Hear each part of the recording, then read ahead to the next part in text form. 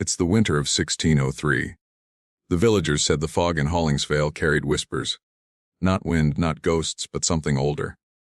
On some nights when the church bell froze in its own echo, the mist seemed to pulse, as if the ground beneath it still breathed. That was the night the villagers began to speak again of the woman in the woods. Mira Hollings. Before suspicion ever touched her, she had been their salvation. The poor went to her with burns and fevers, and she sent them home soothe the scent of rosemary and smoke. Her cottage stood where the forest pressed hardest against the edge of the fields. From its roof hung strings of drying herbs. From its hearth came light when the rest of the valley slept. She asked for nothing. That frightened them more than it comforted them. A healer who takes no coin must trade in something else. So when a child sickened one winter dawn, the murmurs began. The girl had once brought Mira daisies. Now her mother wailed through the square, crying that her daughter's breath had been stolen. No one saw proof. They didn't need to. Fear is its own scripture. By dusk, the villagers had gathered outside Mira's home. The same hands she had bound in linen now lifted stones. They shattered her jars, crushed her herbs, splintered the table where she had mixed cures. Ash from the hearth clung to her dress, turning her white apron gray. She did not cry out, she simply watched them, eyes dark and wide, like a storm that hadn't chosen its direction yet. When the mob left, the forest seemed to lean closer around her cottage. The wind had no sound, only weight. Mira nut among the shards and began to gather what was left, stems, bones, ashes. Her fingers trembled not from pain but from recognition. Kindness had failed. In its ruins, another force stirred, older, patient, and cold. As dawn bled through the trees, she burned the last of her healing roots. The smoke rose straight and colorless into the gray sky. The people of Hollingsvale thought they had silenced a witch. They had only woken one. For 3 days Hollingsvale held its breath. No smoke rose from Mira's chimney. No one saw her walk the fields or gather herbs in the forest. Even the birds seemed to avoid the path that led to her door. The villagers whispered that she had fled or died. Yet every night, faint candlelight flickered behind the broken window of her cottage, small, steady, deliberate. Inside, the air was heavy with the smell of ash and resin. Mira moved through the wreckage like a ghost rebuilding itself. She swept the shattered glass into neat piles, arranged what remained of her herbs, and traced lines through the soot on her walls. Circles, spirals, and patterns older than prayer. Her hands remembered the motions before her mind did. The villagers might have thought her silent, but silence for Mira had become a teacher. It showed her how fragile pity was, how quickly mercy drowned beneath fear. Every bruise on her arms, every cut on her palms whispered the same truth. The world bows not to goodness, but to power. Each night she walked to the forest's edge. The trees there were ancient, bark blackened by storms, roots like veins clutching the earth. She pressed her hands to the soil and felt a pulse, deep and slow. The ground was not dead. It was listening. On the 4th night, she built a small fire in a hollow near the roots and placed a handful of crushed herbs into the flames. The smoke rose blue and sweet, carrying fragments of words no one had spoken in generations. The forest answered with a low murmur, leaves shivering without wind, earth shifting under her knees. When dawn came, a thin frost covered the fields, though spring had already begun. The wells turned bitter, and the milk curdled before midday. Children woke from dreams they could not describe, eyes wide with dread. The villagers said the land was cursed.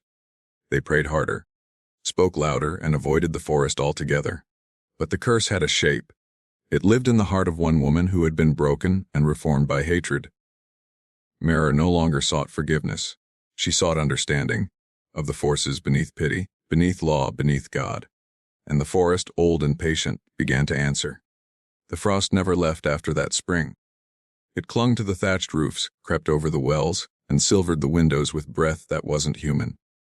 The villagers began to mutter Mira's name again, first in fear, then in fury. Fear always needs a face. It was in May that the sickness came for the blacksmith's daughter. She was 7, small, bright, quick to laugh, and her laughter had been Mira's favorite sound. The child fell ill without warning. No prayer or poultice helped. On the 3rd night, the girl's breathing stopped. At dawn, the blacksmith's wife carried her through the square, keening, and a crowd gathered. No one said Mira's name at first, but the silence tilted toward her cottage in the woods. Someone remembered the smoke, someone else the frost, and the words assembled themselves like teeth which. By noon, the mob had reformed, the same faces that once had thanked her. They stood before the cottage again, clutching crosses and pitchforks, trembling more from guilt than courage. Stones struck the shutters. The herbs she had rehung burned. When they left, she sat among the embers until the sun died. That night, she went to the child's grave. The soil was freshly turned, damp with rain. She knelt, pressed her palm to it, and whispered, not a curse, but a question. Why had the world chosen her as its scapegoat? The earth did not answer, but she felt it shudder, as if something beneath it was stirring awake. The next morning, a crow perched on her windowsill. It carried in its beak a single silver pin, the kind used to fasten shrouds. She set it on her table and stared at it for a long time. In its glint she saw the reflection of the villagers' fear, and beneath that fear, the smallest seed of reverence. By dusk, Mira's grief had hardened into decision. Pity had not saved her. Mercy had been torn from her hands. All that remained was balance. She gathered herbs, bound them with black thread, and placed them in the corners of her home. The forest watched through her windows, and somewhere beyond the fields, a crow called again. By the week's end, Hollingsvale would remember that cry. The first death was not enough to end their cruelty. It was only the beginning of something that would never again sleep. The man who had first spoken the word witch was named Mar. A butcher by trade, his hands were always red, his voice always loud. When he hurled the first stone at Mira's cottage, the others had followed. Fear hides behind strong voices, and his had led them all. A week after the blacksmith's daughter was buried, Alden's laughter still echoed through the tavern at night. He told stories of Mira's madness, of how he'd saved the village from her spells. The others laughed to feel safe. But the laughter faded when the lamps began to flicker, one by one, as if a hand had passed before each flame. The tavern door opened though no wind moved outside. A single crow feather drifted to the floor. By morning, Alden's wife found him missing. His boots stood beside the bed. The candle at his window had burned down to the wick, its wax pooling like blood. They searched the fields, then the woods, calling his name until their throats bled with cold. 3 days later, a shepherd found him near the edge of the forest where the ground dipped into a hollow. He was kneeling upright in the grass, head bowed as though in prayer. His eyes were open, reflecting the gray sky. The skin of his hands was pale, his mouth slightly parted, as if he had tried to speak something before silence took him. No wound marked his body, yet the grass around him had blackened in a perfect circle. When the news reached the village, the priest said it was divine justice. The people nodded too quickly, crossing themselves again and again, trying to smother the unease curling in their stomachs. The whisper spread perhaps God himself had punished the blasphemer. In her cottage, Mira sat by her fire, the faint scent of iron in the air. She did not smile, but the stillness around her felt satisfied. Power, once awakened, does not sleep again. It learns hunger. Her hands no longer trembled when she mixed her herbs. The forest's murmur had grown clearer, like a voice drawing nearer, speaking in rhythm with her heartbeat. That night, frost formed again on every doorstep except hers. The villagers prayed louder, but prayer is weakest where fear is strongest. And fear now had a face they had given it themselves. Mar's death changed Hollingsvale more than any sermon ever could. Fear had become faith, and faith had begun to serve a new master. The villagers no longer spoke Mira's name with anger. They whispered it like a prayer they didn't understand. The priest, trembling before his congregation, called it divine punishment. The council called it cleansing. But deep down, they all felt something older than heaven stirring beneath their feet. Mira stepped from her cottage one morning dressed in gray, her hands clasped like a widow's. The villagers parted as she walked through the square. No one dared meet her eyes. She stopped before the chapel, looked up at the cross carved into its wooden doors, and for the first time in months, she entered. Inside, the air smelled of wax and old smoke. She knelt before the altar, head bowed, whispering words that sounded like repentance but tasted like command. The priest watched her from the shadows, his heart beating fast, not from suspicion, but awe. In the days that followed, He invited her to join the meetings of the village council. A woman of discernment, he called her, one who knows darkness when she sees it, and Mira smiled. Her rise was quiet at first. She listened more than she spoke. She began to advise the council on matters of purity. Who among them seemed too curious about forbidden texts? Who spent too much time alone in the forest? Her tone was gentle, her eyes soft, but her words carried the weight of something final. Within weeks, whispers turned to accusations. Within months, the first trial began. The irony was exquisite. The woman once hunted as a witch now stood as Hollingsvale's witch finder. She spoke of cleansing the land, of testing the faith of the doubtful. The council applauded her zeal. The priest quoted her from the pulpit. The crowd, hungry for safety, gave her their obedience. Each name she offered was met with fire. Each confession torn from trembling lips became a hymn to her authority. The flames rose and Mira watched, not with cruelty, but with a strange serenity. Power, she had learned, was not the opposite of fear. It was born from it, and Hollingsvale knelt before her, the same village that once threw stones. In the echo of each scream, she heard balance returning. By the year's end, Hollingsvale no longer resembled a village. It had become a shrine built on smoke. The air itself carried the taste of iron and ash. Children were born beneath a sky that never cleared. The sound of hammering wood echoed through every dawn as new stakes were raised in the square, each one awaiting another confession. Mira had turned purification into ceremony. What began as a single trial became a ritual the entire town attended. The council called it the season of cleansing. Mira called it the purification of souls. The process was exact. The accused were first bound and weighed in the river. If they floated, they were guilty. If they sank, the water had taken their sin. Few survived either way. Those who did were brought to Mira. Her presence alone was a verdict. She would stand before them veiled, eyes calm and merciless. Behind her, the council recorded each name, each purified soul. That year, 223 names filled her book. Some were burned, their bodies turning to cinders beneath a sky gone red with dusk. Some were drowned in the cold river that once gave Hollingsvale its harvest. Others were crushed beneath stones, their screams swallowed by the crowd's prayers. The villagers no longer questioned why. They believed they were cleansing themselves. At each trial, Mira stood at the center, unmoved. Her hands were steady, her face serene. To the people she was a vessel of righteousness, untouchable, holy. But beneath her calm, something darker bloomed. The forest had begun to speak again, not in whispers but in dreams. She saw faces in the smoke, shapes moving beneath the soil.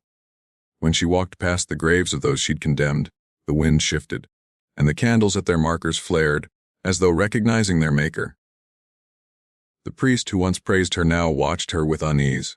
He saw how the villagers no longer prayed to God for mercy. They prayed to Mira for protection. The cross in the chapel had begun to tilt ever so slightly, its base charred by candle flames that burned too long.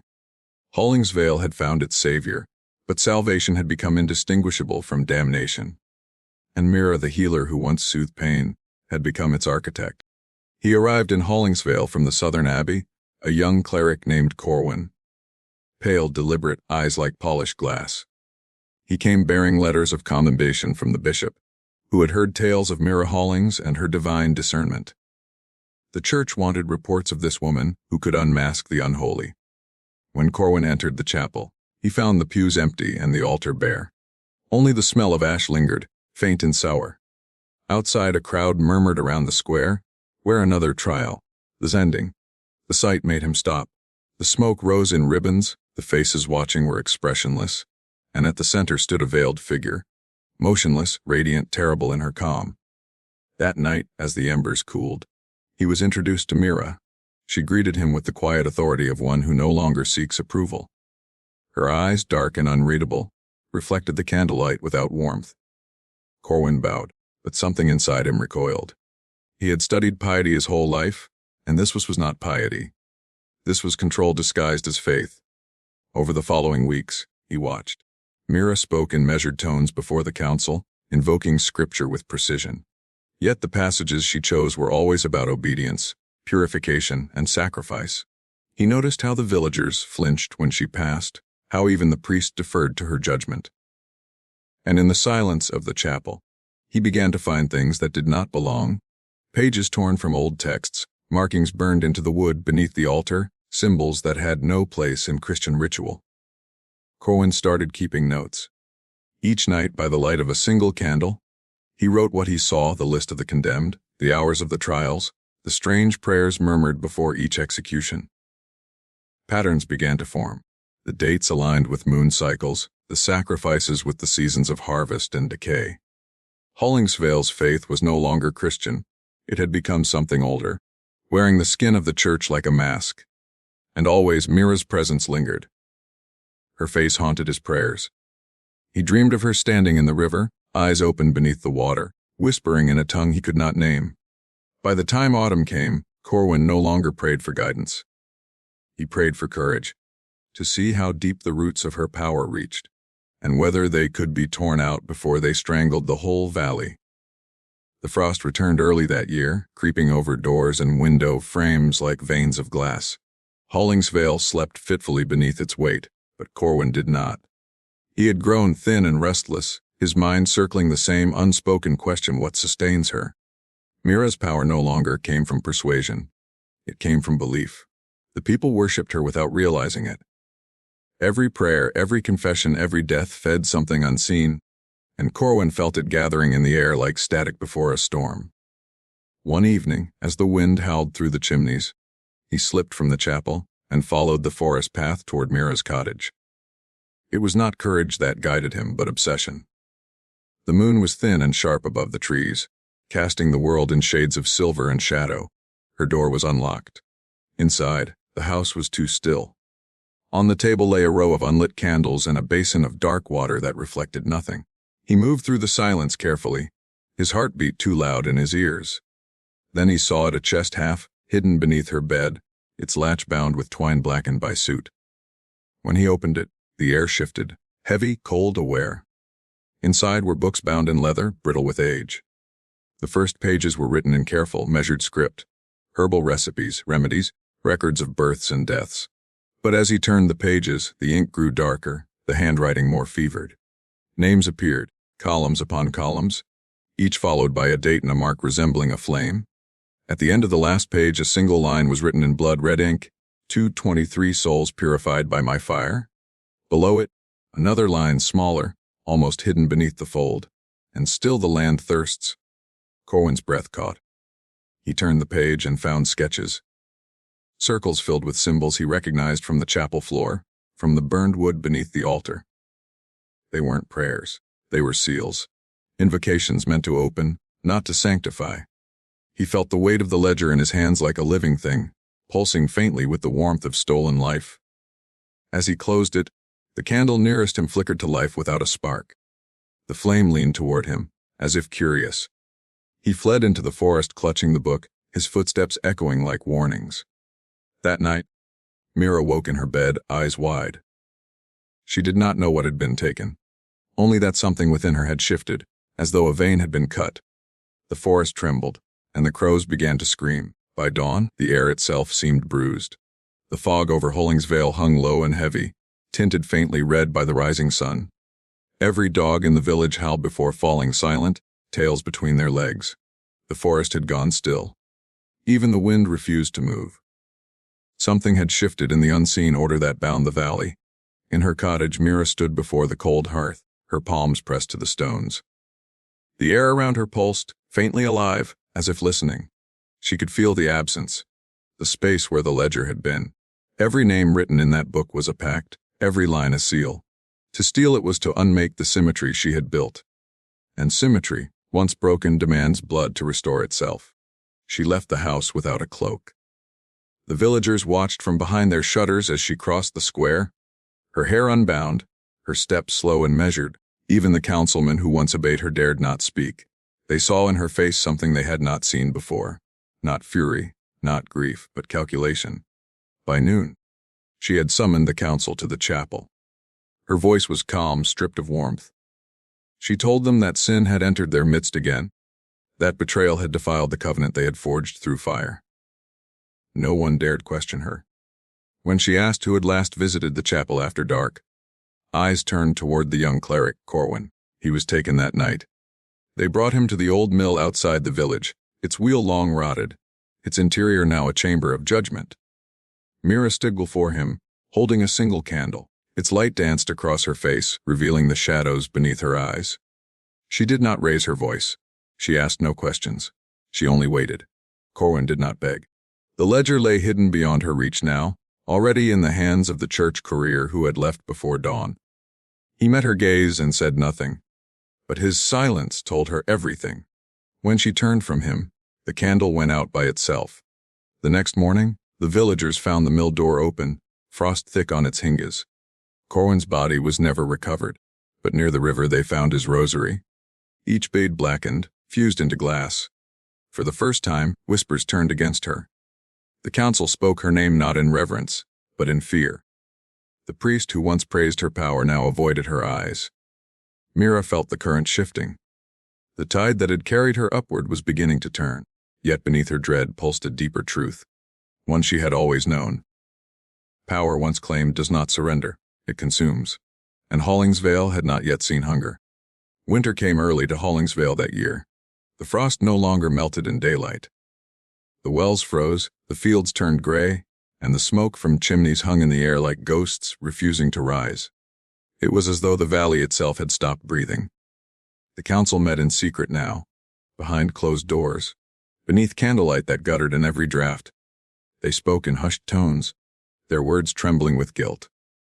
The church had received the courier's message. The ledger had reached the high council. The pages written in Mira's own hand had become evidence, heavy as sin. 12 witnesses were summoned from neighboring villages, farmers, midwives, merchants, all bearing stories of what Hollingsvale had become under Mira's rule. The church listened, recorded, and promised deliverance. The messengers carried back one order sealed in wax: Mira Hollings shall stand trial under God's law. But Hollingsvale was not the same place it had been before Mira's reign. The people no longer trusted God's law. They only trusted fear. And fear still wore Mira's face. The council members felt her presence even when she wasn't there.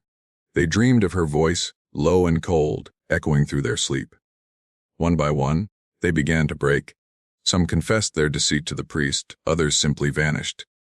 The priest himself found strange marks carved into his door. One morning, circles within circles, burned into the wood though no flame had touched it.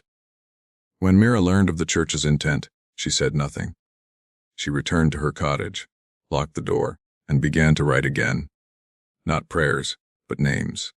This time they were not of the condemned, but of those who had betrayed her. Each name she whispered into the fire, and with every whisper, the wind outside howled stronger. 3 nights later, the first councilman was found lifeless in his bed, his eyes wide open, a thin layer of frost coating his lips. The second drowned in his own well. The third was discovered in the square, kneeling as if in prayer, his hands pressed to his chest, heart stopped mid-beat. By dawn, the surviving councilman fled to the chapel and barred the doors. They begged for forgiveness, but forgiveness had left Hollingsvale long ago. Outside, the villagers gathered in silence, their faces pale, their faith shattered.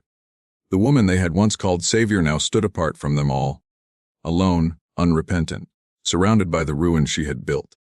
The church's soldiers were already on the road. And in the heart of the frozen valley, the healer who had become a storm prepared to face the fire she had once commanded. They came at dawn, 12 riders in black, their banners marked with the sigil of the high church, a crimson cross drawn through with gold. Their horses, hoof struck the frozen ground like muffled thunder, and behind them trailed wagons heavy with scrolls, instruments of confession, and the weight of judgment. The villagers watched from behind doors and windows, faces pale against the frost. For years they had begged for divine deliverance, and now that it had come, none of them dared step forward. The church did not bring salvation to Hollingsvale. It brought reckoning. Mira stood at the edge of the square, her cloak unmoving in the cold wind. Her face was unreadable. The riders dismounted and approached her without ceremony. The lead inquisitor, a man with eyes the color of tarnished silver, unfurled a parchment and began to read the charges. The words were heavy, precise. Witchcraft, heresy, murder, desecration of sacred ground. When he finished, the silence that followed was suffocating. The villagers waited for Mira to speak, to deny, to plead. She did none of these. Instead, she simply turned her gaze toward the sky, the same gray sky that had watched her rise and fall, and whispered something that no one could hear. The wind stirred, and the banners trembled as though a storm had passed unseen. The inquisitors ordered her confinement until trial. No one resisted. The villagers, once her worshippers, parted for her as she was led away. Some crossed themselves, others spat on the ground, but most said nothing. The power she had held over them had not vanished. It had only changed shape. Now it existed as dread. They took her to the rectory, a stone building beside the chapel, and sealed her in its cellar. There, in the dim light of a single candle, Mira sat among the cold stones, her hands resting on her knees. She did not pray. She did not cry. She only listened, to the faint murmur of the earth beneath her, to the rhythm that had once answered her call. Above, the inquisitors prepared their tribunal. The villagers whispered that the church would burn the curse from their valley. But others, older and quieter, remembered something different. That fire does not purify all things. Some things it only releases. And deep beneath Hollingsvale, where roots twisted through centuries of soil, something had begun to stir again. Something that remembered every scream, every flame, every name Mira had ever spoken. The church believed it had come to destroy her. It had only come to finish what she began. The trial was set for the next full moon, the night when the frost glowed like glass and the air tasted of metal. Word spread quickly, drawing travelers from nearby villages who came hungry for spectacle and redemption. The square, once a place of barter and laughter, was transformed into a stage of judgment. At its center stood a wooden platform draped with white cloth, and upon it, a single chair bound with iron. At dawn, the bells began to toll. Each chime carried through the valley like a heartbeat of dread. The inquisitors emerged from the chapel in procession, their robes black, their faces pale in the cold. Behind them walked Mira Hollings. She was no longer veiled. Her hair hung loose over her shoulders, silvered with frost, her eyes hollow but steady. The crowd parted, silent. Some looked upon her with hatred, others with awe. She had healed their wounds once, and then she had made them suffer. None could tell which version stood before them now. The inquisitor read the charges again, voice echoing across the square: heresy, witchcraft, murder, communion with forbidden powers. Each word struck like a hammer. When he demanded her confession, Mira said nothing. The crowd shifted uneasily. The silence between her and the accuser felt alive like a wire-drawn taut.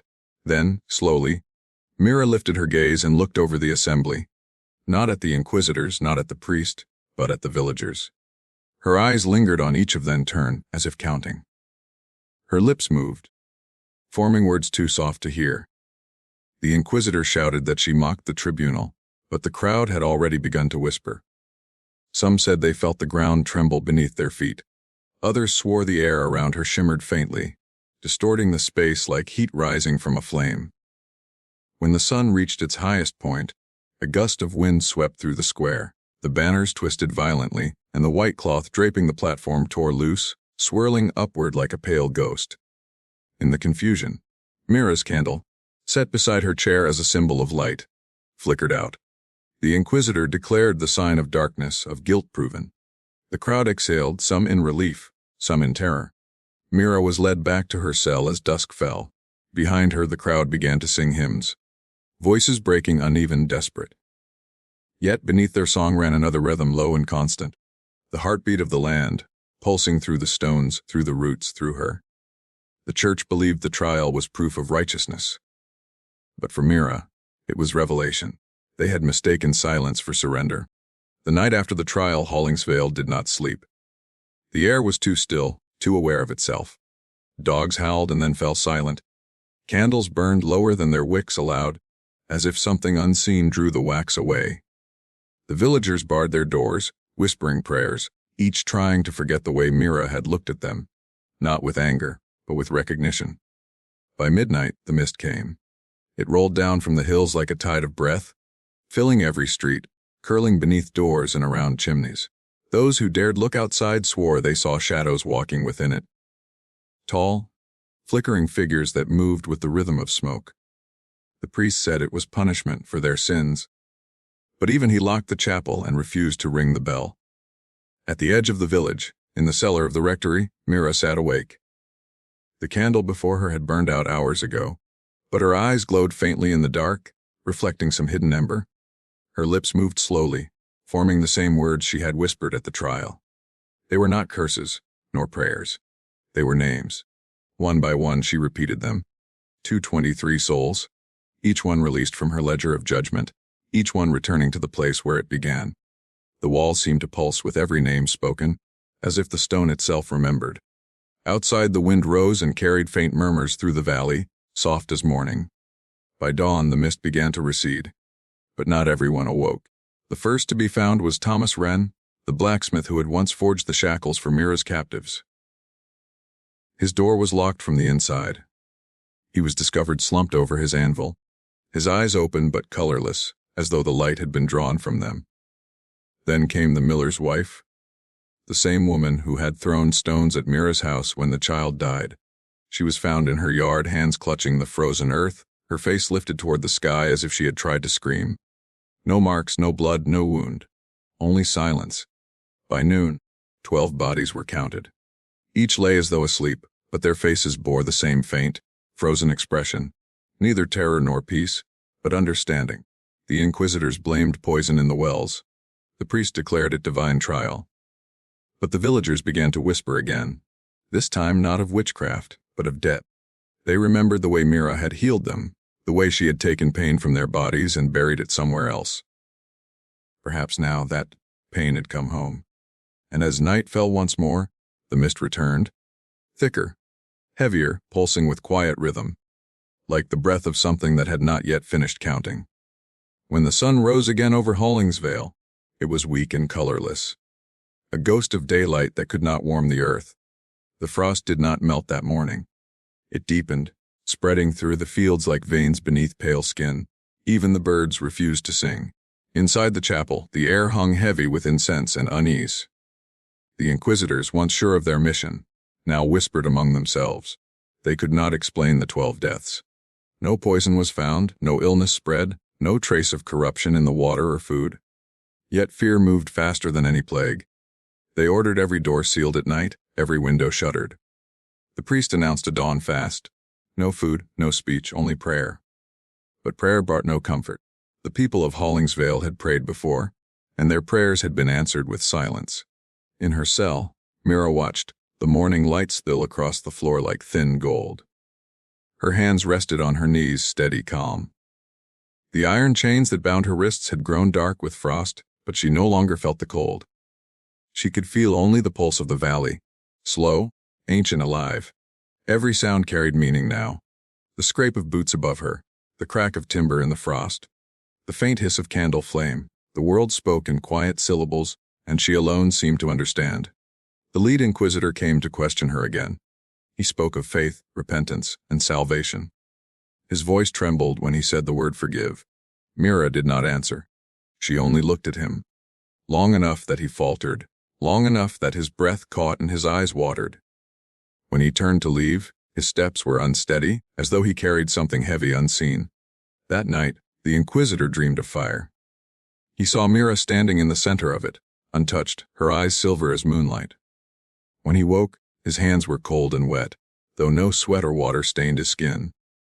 By morning, he was gone. His cloak was found near the edge of the forest, his footprints leading into the mist, and ending there, as if the earth had swallowed him whole. The church declared him a coward, a deserter. But the others began to whisper. They said Mira had looked at him too long. By the 13th dawn, even the priests avoided her name. They spoke of her only as the hollow saint, the woman through whom judgment had become flesh, and though she remained locked in her cell, her presence had begun to move beyond its walls, through stone, through silence, through the trembling hearts of those who had once sought to destroy her. Some truths are not shouted. They are absorbed, and Hollingsvale, once proud in its faith, had begun to remember what it truly served. The council gathered at dusk. 13 men in robes of black and crimson, their faces drawn and hollow.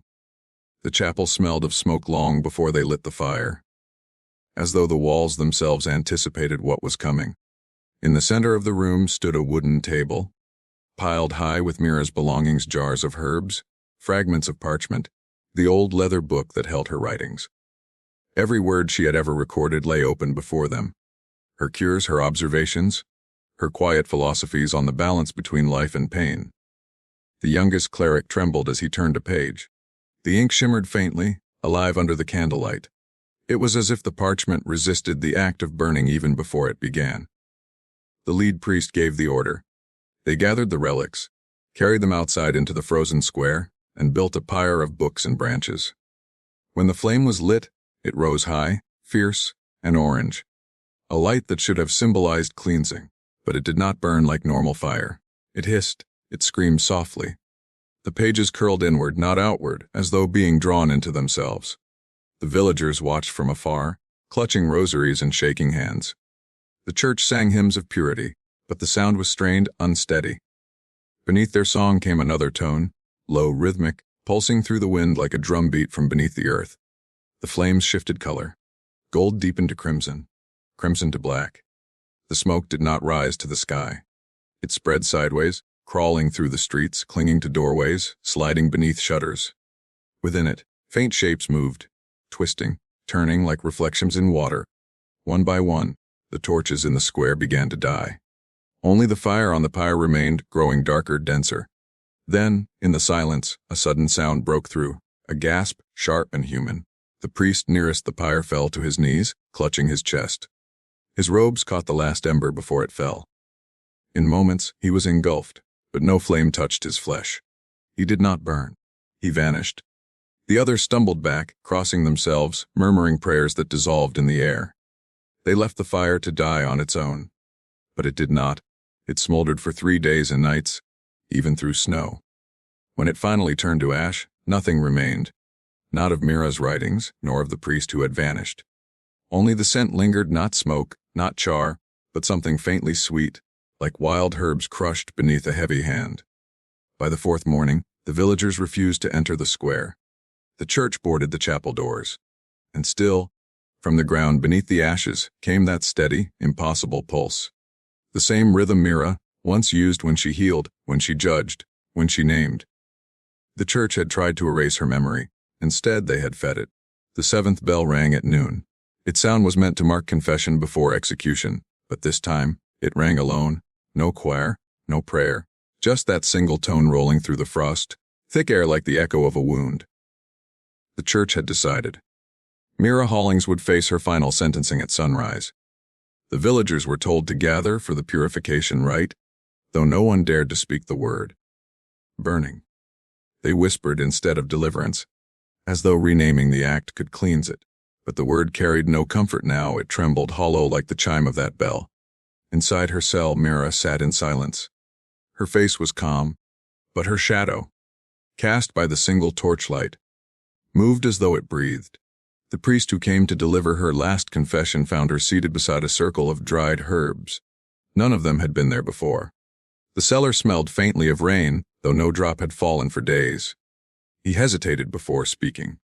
The words caught in his throat, turning to dust as he tried to recite the prayers. Mira only watched him, not cruelly, not kindly, as if studying the shape of a dying idea. Outside, the village began to unravel. Livestock refused to eat. Wells turned black, reflecting no face, no light.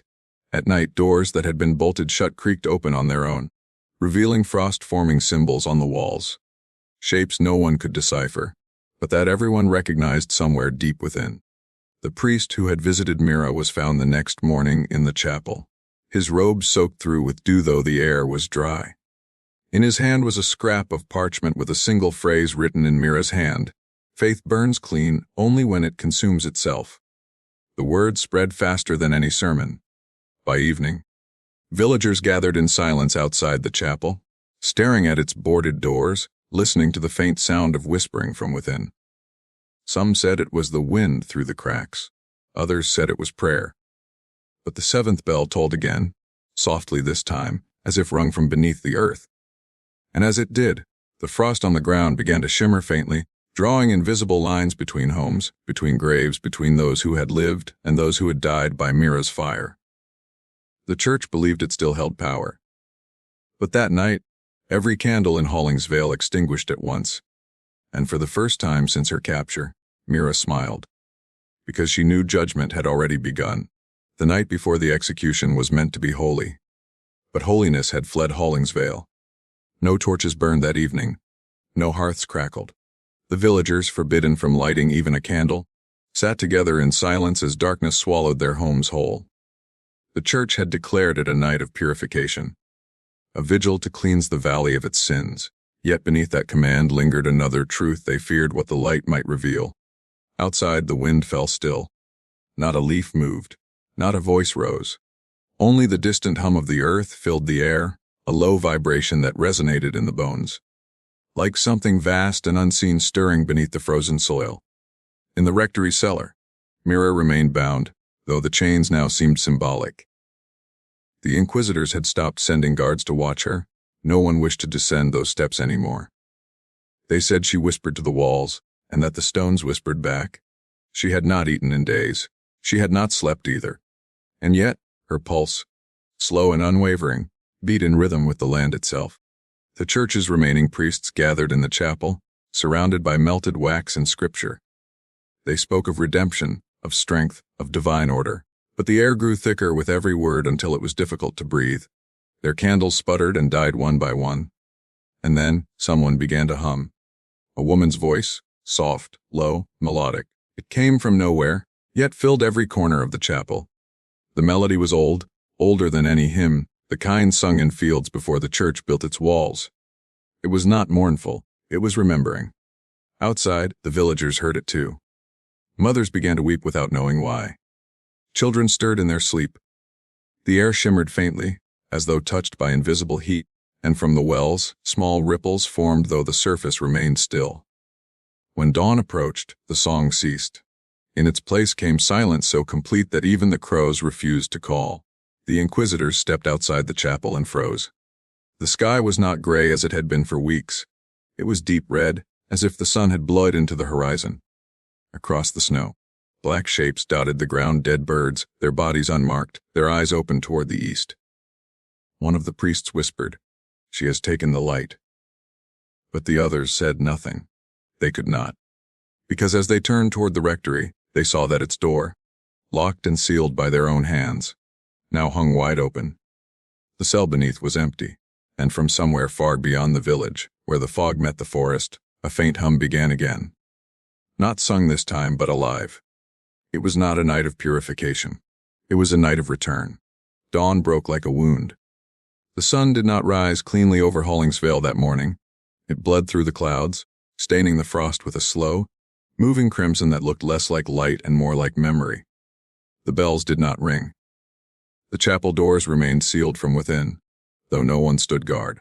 The village square, once the heart of faith and fear, had become a hollow place where no sound dared linger. The inquisitors searched the rectory first. The cellar walls were unmarked, the chains still hanging as though waiting for wrists that would never return. Yet the air inside trembled faintly, humming with a vibration that could be felt through the skin. On the floor, beneath where Mira had once sat, the frost had melted into a single symbol, a circle within a circle, drawn perfectly, without hand or tool. They said nothing of it aloud. Instead, they spread through the streets, calling her name in voices that cracked. But each call was answered, not by echo, not by wind, but by something else. A faint whisper, repeating the same word they spoke, but slower, softer, closer. One by one, the villagers emerged from their homes. Their faces were pale, but their eyes were different now, clear, calm, unafraid. They did not look toward the priests for guidance. They looked toward the forest. Smoke rose from it, not black, not gray, white as bone dust, spiraling gently upward, as if marking the center of something sacred. The lead inquisitor ordered them to stay back, but no one listened. Even his own men hesitated. Something beyond obedience had taken hold, something older than law or fear. When they reached the edge of the trees, the sound changed. The hum that had filled the valley now pulsed like a heartbeat beneath their feet. Birds sat motionless on the branches, watching, their heads all turned in the same direction, deeper into the woods. There, half shrouded in mist, stood a figure. Mira. Her cloak hung in tatters, her hair wild with frost, but her presence was unmistakable. She did not move, did not speak. Yet the air around her shifted, folding and unfolding like breath. The inquisitors advanced cautiously, torches raised, though the flames flickered blue instead of gold. Each step they took made the ground tremble, as if the valley itself objected. And then, without a sound, every torch died. The wind fell silent. The frost beneath them cracked like thin glass. And from the trees 1,000 crows rose at once, blackening the red sky, circling above the valley as if summoned. When the last of them vanished into the clouds, Mira was gone. Only the circle of melted frost remained where she had stood, and at its center, untouched a single white feather. The inquisitors did not speak of it again, but every man who had seen that dawn would dream of her afterward. Standing beneath a sky that bowed light, her shadow stretching wider than the world itself. Hollingsvale had not been freed. It had been claimed. Weeks passed, though time itself seemed hesitant to move within Hollingsvale. The frost never melted, yet the air grew heavy, thick with the scent of wet earth. Spring should have come by then, but the valley existed in a season all its own, a liminal state between death and awakening. The church sent riders to investigate what remained. None returned. The first disappeared into the mist. The second was found 3 days later at the edge of the forest, kneeling in prayer before the frozen river, his eyes open and full of light that no flame could mimic. His lips were cracked, but curved in peace. The others refused to enter. From the outside, Hollingsvale began to fade from record. Maps redrawn, borders shifted.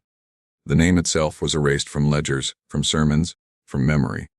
The church called it a necessary correction, an act of mercy to protect the faithful from blasphemy. But silence cannot erase what the ground remembers. In nearby villages, strange things began to happen. Wells whispered at night. Children spoke in their sleep, reciting names their parents had never heard.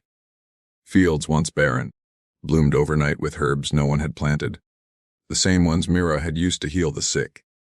And in each village, those who had persecuted healers or burned women under suspicion of witchcraft began to vanish. Quietly, without struggle, their homes untouched, their tools still warm, their places at the table left waiting. Only a faint scent lingered behind, wild mint and ash. The church declared it heresy. They sent word that it was the devil's echo, the residue of sin. But within their own halls, priests began to doubt. Some woke in the night, hearing soft humming from beneath the floorboards. Others swore that their crucifixes turned cold when touched, as though metal recoiled from the flesh of the devout. One monk, old and blind, wrote in his journal before he was taken away. The church buried her name, but the roots beneath the altar still whisper it. And as years passed, the story became rumor, then legend, then silence again. But every generation, a single child in the valleys would be born with eyes too clear, too knowing. Their hands would heal without touch.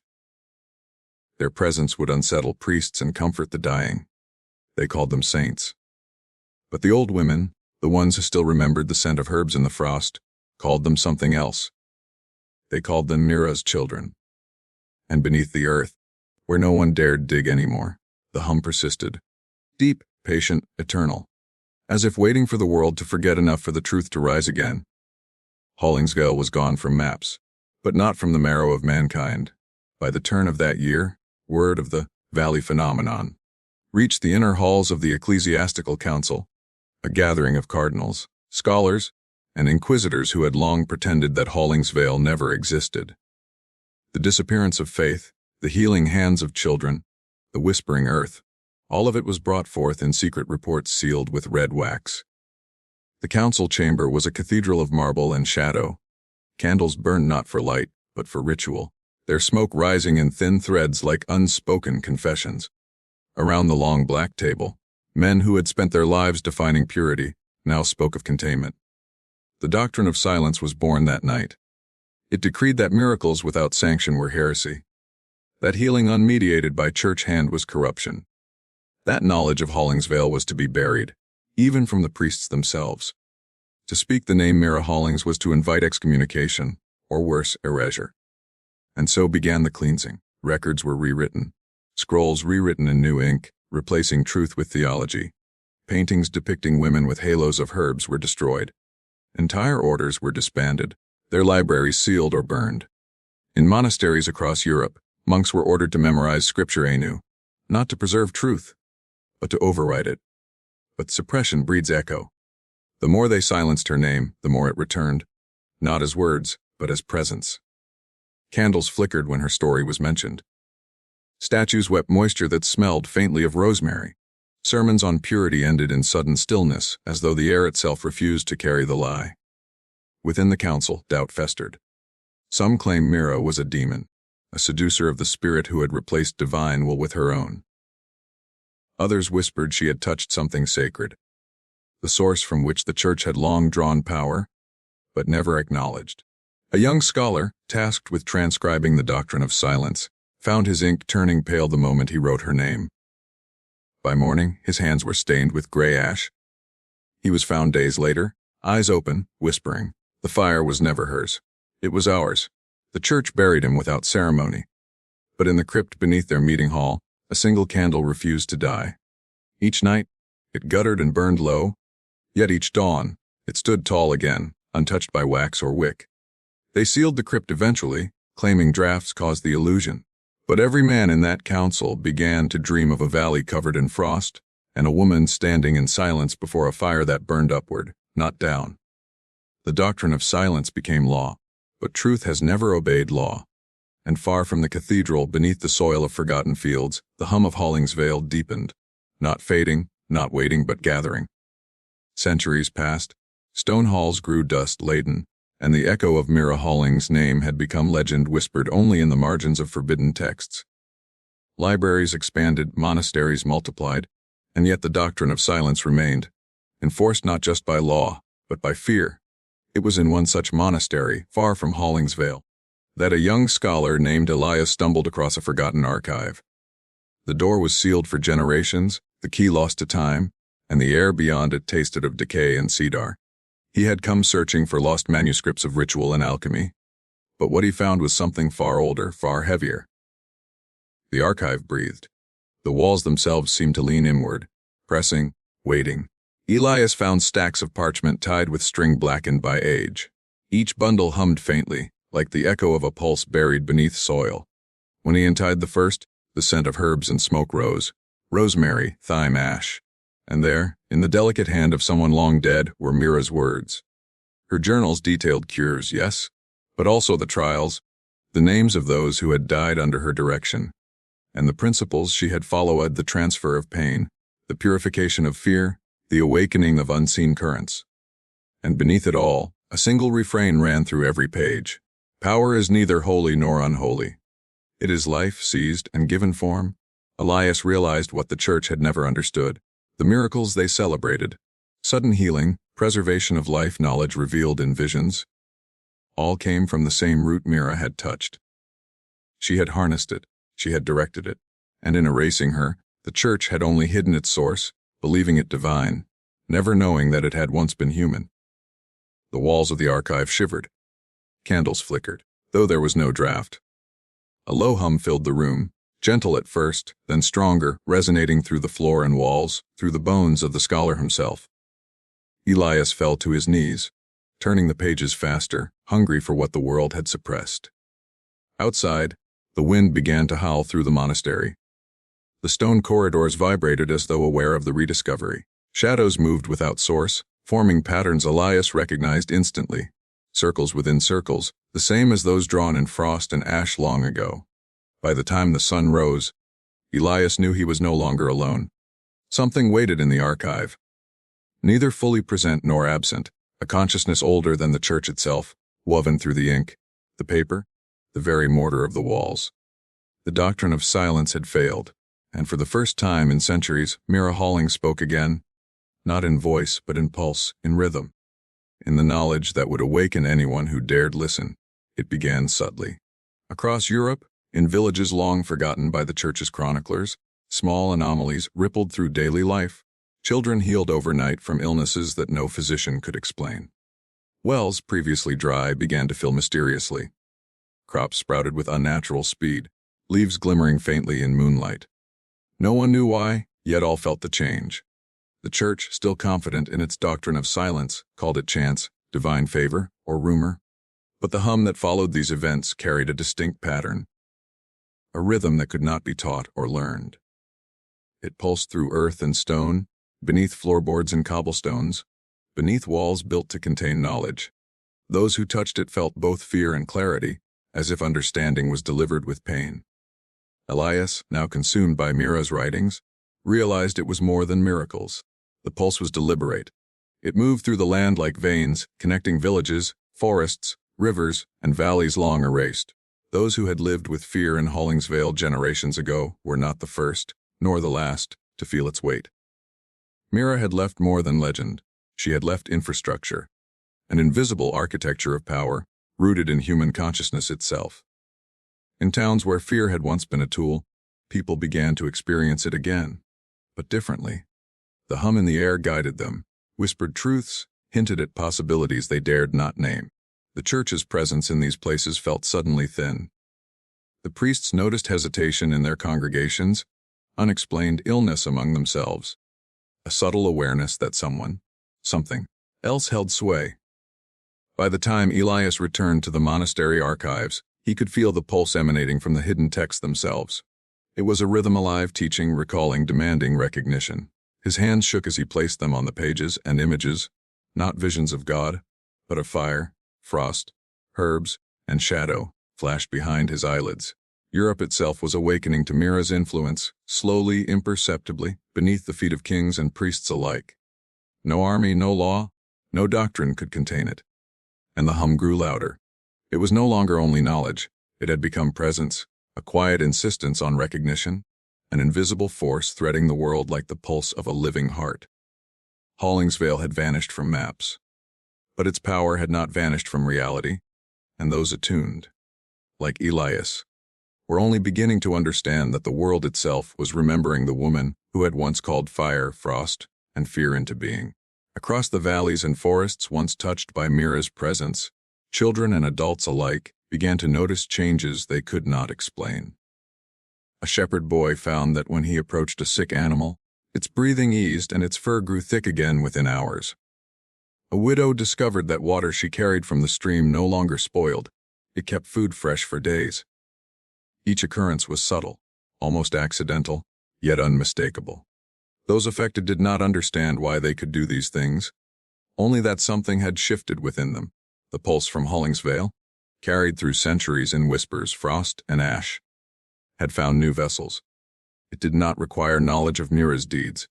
It required only attention and the willingness to accept the unseen.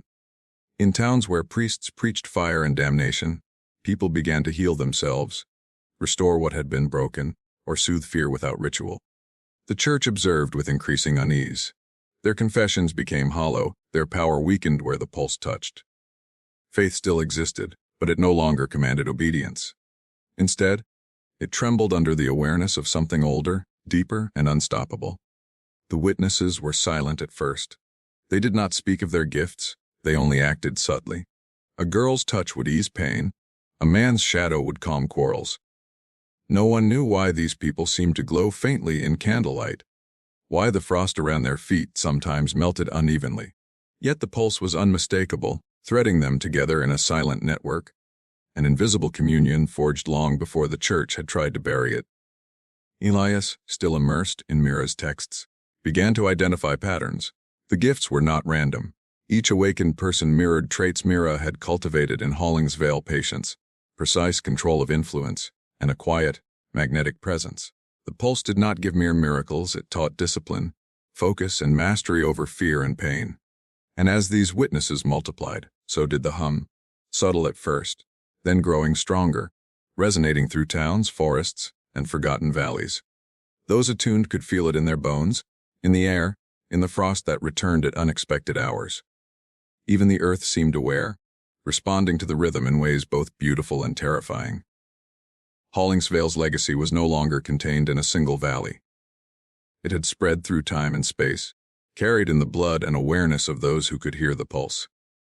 The church could not see it. It could not yet stop it, and far from human eyes something deeper stirred, ready to awaken those who had not yet felt the pull. The church, desperate to reassert its authority, began sending inquisitors to villages where the awakened were reported.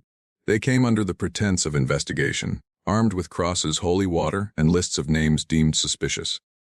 But the pulse, ancient, patient, unrelenting, had already woven itself into the hearts of the witnesses.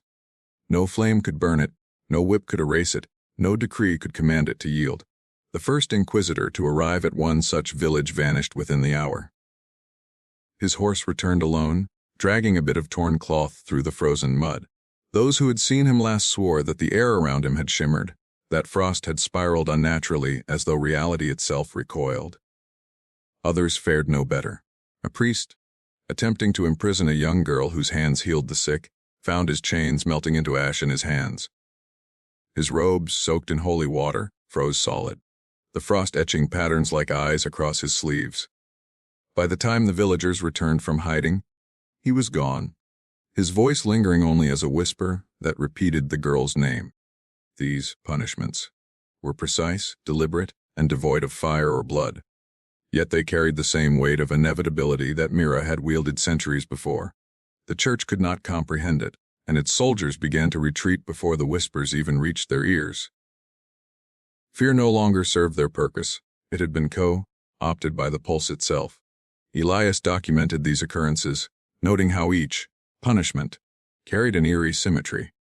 Every act of aggression against a witness mirrored the way Mira had judged in Hollingsvale measured, relentless, inevitable. He realized that the pulse had learned from her. Or perhaps that Mira had never truly left, her consciousness threading through the centuries, guiding its responses. Villagers began leaving offerings where the pulse was strongest: herbs, small charms, scraps of cloth. They did not know whom or what they honored, only that obedience to the old rhythm kept their homes safe and their people whole. Even the frost itself seemed to obey, forming barriers and markings visible only to those who were attuned. Patterns repeated across landscapes, circles within circles, the same glyphs Mira had drawn in ash, smoke, and frozen soil. By the end of the season, the church had withdrawn completely from several regions. Its influence diminished not through open war, but through the subtle inevitability of the pulse. Hollingsvale's legacy had become lawless yet ordered, invisible yet unavoidable. And somewhere beneath the earth, beneath the frost and roots, the hum grew louder, waiting for the next witness to awaken, the next injustice to correct itself, the next echo of punishment to be delivered. By now, the pulse had expanded far beyond the small villages that had first felt its touch. It moved like water beneath the ground, beneath cities, beneath the very foundations of European society. Courts, markets, and council halls, spaces that once functioned purely by law or tradition, now vibrated with its quiet insistence. Those attuned to its out and acted without knowing why, guided by unseen currents that favored balance, retribution, or survival. Merchants found that trade prospered when they honored certain rituals no one remembered learning. Soldiers hesitated when asked to harm innocents, their hands shaking though they swore loyalty to kings. Scholars discovered knowledge not in books, but in fleeting impressions, patterns glimpsed in shadows, frost, and wind. Every act, subtle or monumental, became a node in a vast, invisible network, a web spun silently from the legacy of Mira Hollings. The church noticed only fragments. Conflicting reports of miracles reached bishops and cardinals, but their interpretations were scattered. Some insisted the occurrences were divine, others claimed demonic influence. Attempts to codify or control these phenomena failed repeatedly.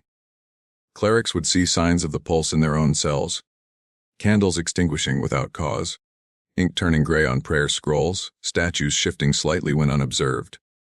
Elias, now fully immersed in the study of Mira's journals, realized that the pulse did not merely awaken individuals, it coordinated them. It nudged societies, guided decisions, and corrected injustices with a precision that was terrifying in its subtlety. It had learned from history, from Mira's own methods, from every death and every act of fear or mercy she had enacted. The web was invisible but absolute. Those caught in its threads moved as though by instinct, unaware they were part of something older than kingdoms, older than the church itself. Its reach was measured in centuries, in frost and root and ash, yet it moved as quickly as thought. Even the most disciplined inquisitors, the church's finest agents, began to hesitate before actions they had once performed without question. Their hearts trembled with unease, their minds clouded with fleeting images of women standing in frost, eyes silver, their hands lifting and shaping events as easily as a sculptor shapes clay. Across the land, whispers spread, not words, but sensation certainty where none should exist, hesitation in those accustomed to obedience, a quiet fear of the unseen. The pulse had become authority itself. It required no throne, no cross, no crown. It simply existed, infinite, patient, waiting. And somewhere, in the hidden network beneath Europe, the hum of Hollingsvale threaded through the frost, through stone, through human will, guiding the next wave of awakening. By the turn of the decade, the Church's dominion began to feel fragile. Not through overt rebellion, but through subtle fractures that no decree could repair. Orders issued from Rome arrived late or misinterpreted. Kings and dukes made choices that contradicted long-held alliances. Markets shifted inexplicably, as though invisible hands nudged commerce toward unexpected ends. The pulse, fed by centuries of awareness, moved through institutions as it had through villages. Each note it touched, scholar, merchant, soldier, or noble, acted in alignment with unseen laws of consequence and balance. Even those ignorant of Mira's existence found themselves guided, compelled to actions they could neither explain nor resist. The Church responded as it always did, with strict measures, denunciations, and investigations. But their measures were imperfect. Priests sent to correct errant towns returned with reports of inexplicable healing, of justice meted without judgment, of silent authority shaping communities in ways that contradicted canon law. They saw nothing, yet they felt everything. Rulers began to act erratically. Alliances formed overnight and dissolved just as quickly. Battles were abandoned without strategy. Debts settled mysteriously, and prisoners released under circumstances no magistrate could justify. Each event carried the imprint of precision, a careful orchestration, invisible yet undeniable. Inquisitors were dispatched in growing numbers. They arrived expecting to impose order, only to find their own plans unraveled. Maps that should have guided campaigns were smudged with frost patterns they did not understand. Horses refused to follow commands. Couriers lost their way in roads they had traveled daily. Each failure reinforced the subtle authority of the pulse. The Church began to whisper of demonic interference, but they could not name it, could not describe it. Fear alone was insufficient to control what the pulse had now begun to mold. Not just villages, but nations. Elias, now aging yet resolute, observed from the shadows. He noted that every disruption followed a pattern rooted in Hollingsvale, the frost of justice, the hum of inevitability, the naming of wrongs no one dared to witness openly. Each fracture was deliberate, precise, yet almost imperceptible to the untrained eye. Europe's structures of power were no longer solid. They were a lattice, flexible and trembling, held together by fear and tradition, but threaded through with an unseen influence that measured, corrected, and persisted. And deep beneath the soil, where no one ever looked, the pulse thrummed stronger. It knew every name, every location, every act that had ever been recorded in frost, ash, or ink. Hollingsvale was no longer a place. It was a force. A fracture had begun, and it would not stop until the old order either bent completely or broke entirely. By the time winter returned, the pulse was no longer content to whisper beneath the earth. It began to show itself, not in spectacle, but in synchronicity. Across distant lands, unconnected events unfolded with eerie precision, as if orchestrated by one hand. A king's decree aligned perfectly with a famine's end. A plague that had ravaged villages for years vanished. The night a forgotten chapel collapsed in a storm. Scholars in different kingdoms recorded identical dreams, all depicting frost, fire, and a woman's shadow standing over a burning field. The witnesses multiplied. No longer confined to healers and outcasts, the pulse touched philosophers, warriors, artisans, and even the pious. Some described it as intuition sharpened to perfection. Others felt it as a haunting awareness, as though reality had thinned and something vast watched them through it. In cities where order had begun to decay, the pulse rebuilt silently. Thieves turned themselves in. Judges wept before the condemned. Soldiers refused to burn villages they were ordered to destroy. None could explain why. It was not morality that guided them. It was resonance. The hum that had once haunted Hollingsvale now vibrated through every conscience, through every hesitation, through every flicker of awareness that knew the difference between power and cruelty. The Church, already fractured, tried to interpret these changes as divine providence. But the miracles came without prayer, and the peace arrived without priesthood. Sanctuaries stood empty as the people began to gather in silence, simply listening. For in the stillness, the hum could be heard faintly beneath the heart's rhythm. Elias, nearly blind, traced Mira's sigil, a circle within a circle, onto parchment, and realized it had begun to appear naturally, in frost and sand, even in water left still overnight. The pattern had become the world's pulse, woven through its breath and movement. He wrote, "She has not returned. She never left." For the first time in centuries, the earth itself seemed awake. Forests grew denser, rivers changed course, storms moved with intention. When nations plotted war, lightning struck their capitals before soldiers could march. When the church announced another crusade, the roads leading to its armies sank beneath unexpected floods. The pulse had transcended human will. It had become law, unseen, unspoken, absolute. The world was no longer under the dominion of crowns or crosses. It now moved to an older rhythm, one that began in pain, purified by fire, carried through centuries of silence. And those who truly listened began to hear it. Faintly at first, then louder, until the sound became unbearable.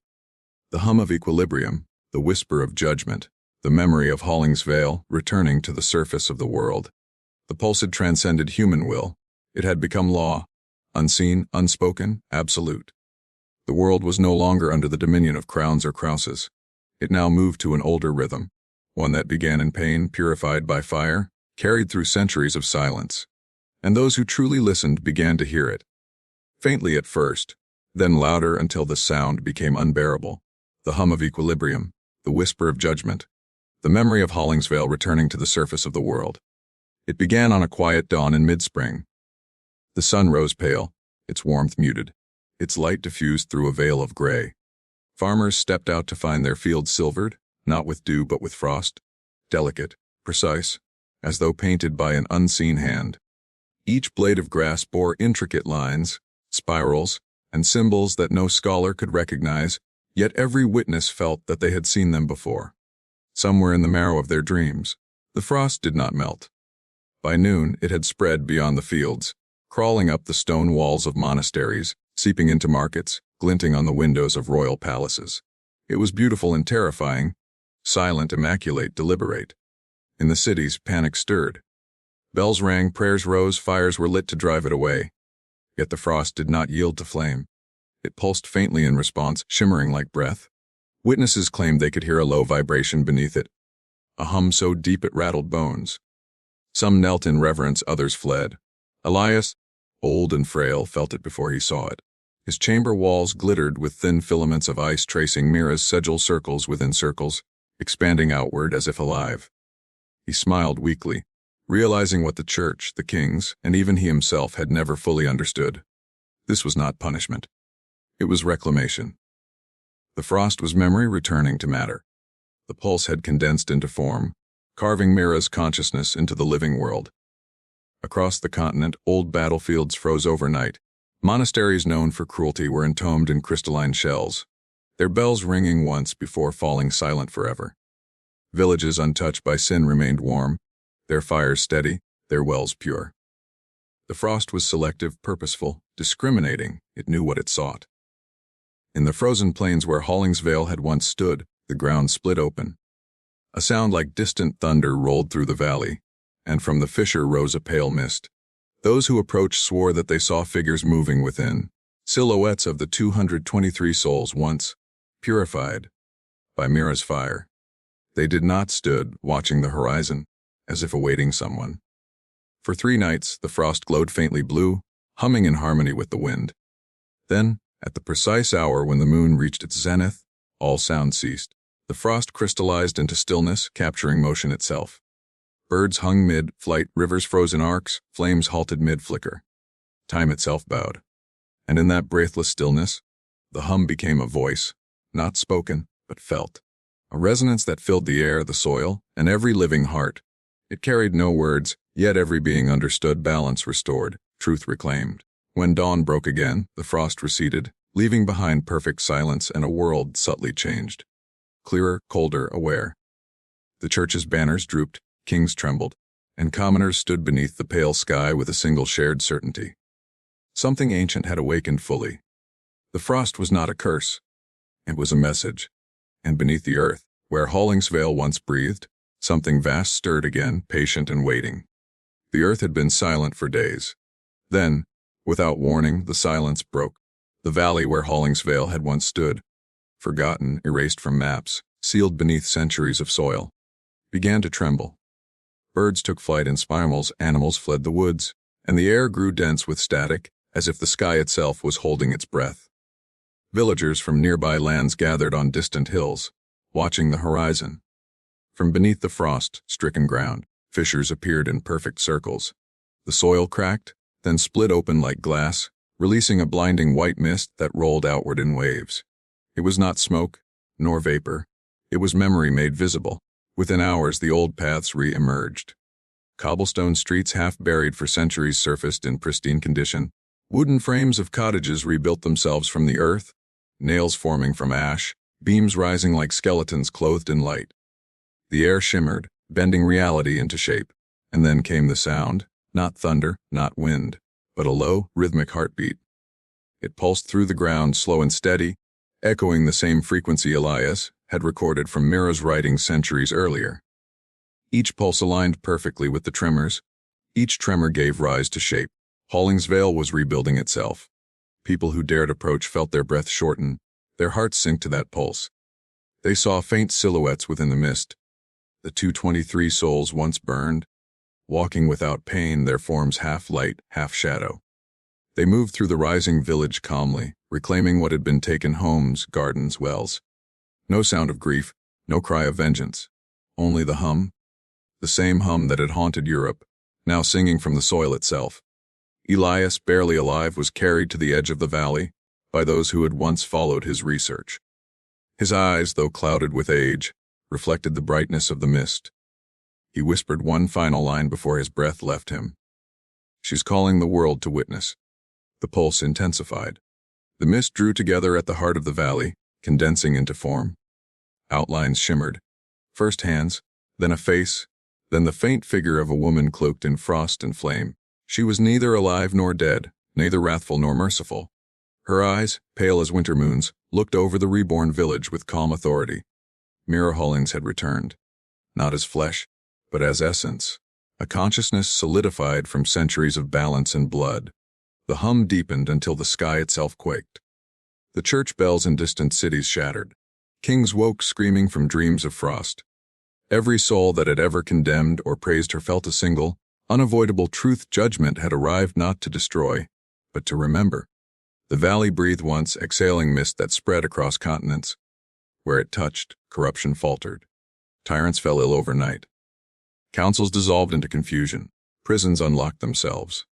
The pulse, now visible as a faint shimmer in the air, moved like a tide, reclaiming everything that once denied it. Hollingsvale stood anew, silent, immaculate, waiting. And at its center, the frost-formed figure of Mira stood motionless, her gaze lifted toward the pale horizon. The final act had begun. The air over Hollingsvale was no longer air. It was alive. It vibrated with the same deep resonance that had traveled through centuries of silence, reaching its culmination in this moment. The frost shimmered in patterns of impossible precision, each flake part of a vast design that spanned the valley, the sky, the very curvature of the earth. Mira's figure stood at the center, sculpted from the union of smoke, frost, and memory. She did not move, yet every particle of the world seemed to move around her, bending to her rhythm. The resurrected souls. The 223 whom she had once condemned and purified, encircled her in silence, their forms flickering between light and shadow, their faces serene, their eyes unblinking. Then came the pulse, one final immense heartbeat. The ground trembled as rivers turned to glass and wind froze mid-gust. The mist rose upward, spiraling toward the pale sky, forming vast concentric circles that mirrored the sigil she had left in her journals. The watchers on the surrounding hills could not comprehend what they saw. To some it was apocalypse, to others, revelation.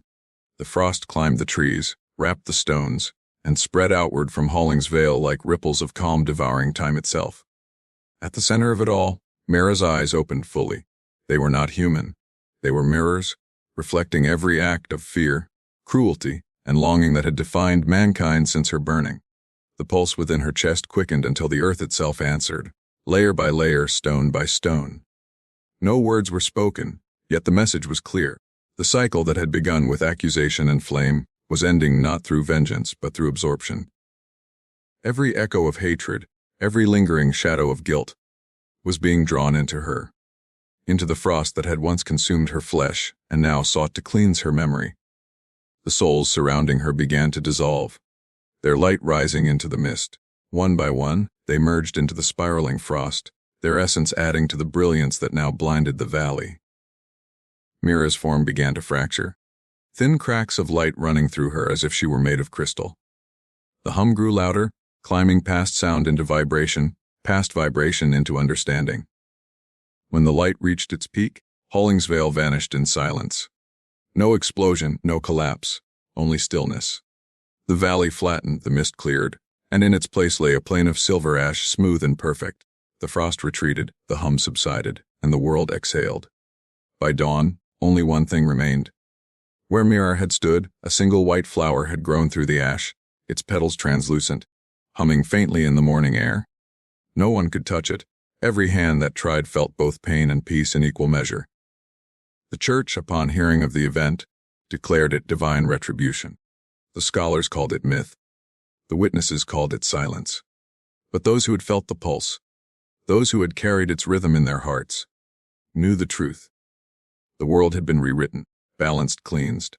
Mira Hollings had not died in vain. She had never truly died at all.